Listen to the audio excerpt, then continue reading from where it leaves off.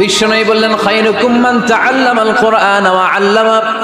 তোমাদের মধ্য থেকে ওই ব্যক্তি আল্লাহর কাছে সবচাইতে বেশি সেরা, যে নিজে কোরআন শিখে অন্যরে শিখায়া দেয়। আপনি কোরআন শিখলে আপনি সেরা, আবার আপনি যদি শিখায়া দেন তবেও আপনি সেরা। এজন্য কোরআন শিখানোর চেয়ে শ্রেষ্ঠ কাজ হয় না। আপনি যদি কাউরে শুধু সূরা ফাতিহাটা শিখান, কোন সূরা, ওই লোক যতবার জীবনে সূরা ফাতিহা পড়বে তার একটা পার্সেন্টেজ সওয়াব আমলনামায় আপনার আছে না নাই?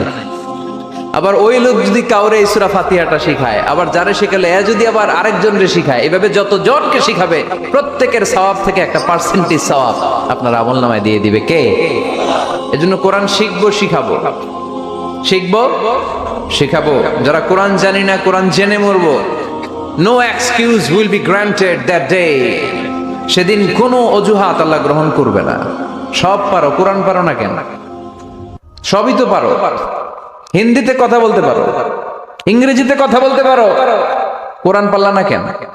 কোনো মাফ করবে আল্লাহ? না।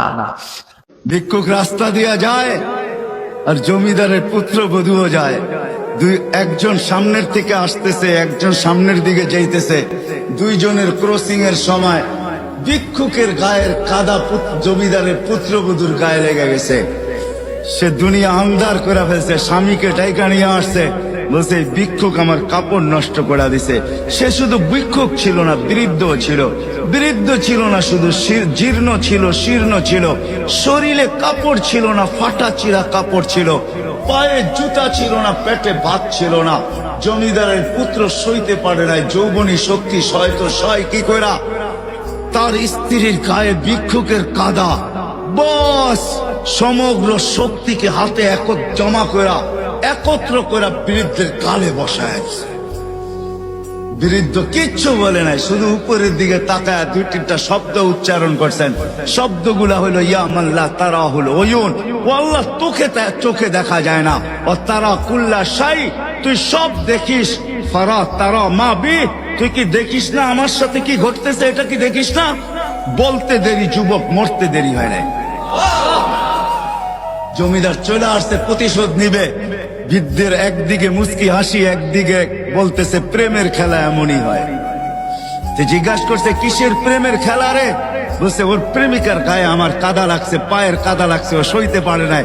যৌবনী শক্তি দিয়ে আমার বৃদ্ধ গালে বসায় দিছে। আমাকেও একজন ভালোবাসে, সেও সইতে পারে না, সেও সইতে পারে না। ও তো থাপ্পড় দিয়া ক্ষান্ত, সে জান নিয়ে নিছে, জান।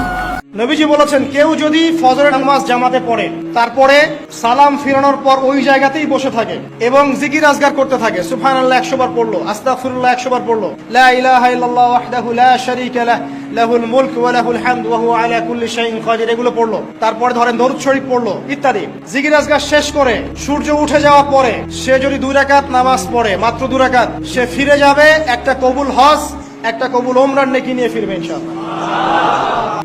নবী বলে, আল্লাহর যেই বান্দা একাকী আল্লাহর জিকির করতে শুরু করে, অতঃপর জিকির করতে করতে চোখে পানি দিয়ে চোখ ভিজায়া ফেলে, গাল ভিজায়া ফেলে, তো আল্লাহ আরশে আজিম থেকে রাত্রি নিশীতের একাকী সেই বান্দা জিকিরকারীকে ডেকে বলে, শোন, তোরে না আমি কিয়ামতের দিন আমার পাশে রাখো, তুই আমার আরশে আমার লগে বইবি, আঁকিস না, তুই কাঁদ, তোর চোখের পানি আমি কদর করলাম, যা। ইউযিল্লুহুমুল্লাহু ফি যিল্লি, আল্লাহ আরশের নিচে ছায়া দিবে আল্লাহর সেই বান্দাকে, যে বান্দা একাকী আল্লাহর জিকির করে আর একাকী কাঁদে। ফাফাদাত আইনা, চোখ ভাষায় কেঁদে গেল। আল্লাহ আমাকেই তৌফিক দান, আমাকেই তৌফিক দান। কানু কলিলাম মিনাল লাইলি মা ইয়াহজাউন, রাত্রি যারা কম ঘুমাতো আমার বন্দিগিতে রাত কাটিয়ে দিত। আল্লাহ নবী সাল্লাল্লাহু আলাইহি ওয়াসাল্লামের স্ত্রী আম্মা জান আয়েশা রাদিয়াল্লাহু তাআলা আনহা, এশার নামাজের কিছুক্ষণ পরে নবী আসছে ঘরে। আল্লাহ নবী সাল্লাল্লাহু আলাইহি সাল্লাম কথাবার্তা সেরে বিশ্রাম করতে শুইছে, হযরত আয়েশা পাশে শুইছে স্ত্রী। কিছুক্ষণ পরে হযরত আয়েশা বলে, আমি হাত বাড়িয়ে দেখি আমার স্বামী আমার পাশে শোয়া নাই। চোখ খুলে দেখি তিনি আমার হুজরাতেই আমার পাশে নামাজের জন্য দাঁড়িয়ে গেছে। হযরত আয়েশা বলেন আমি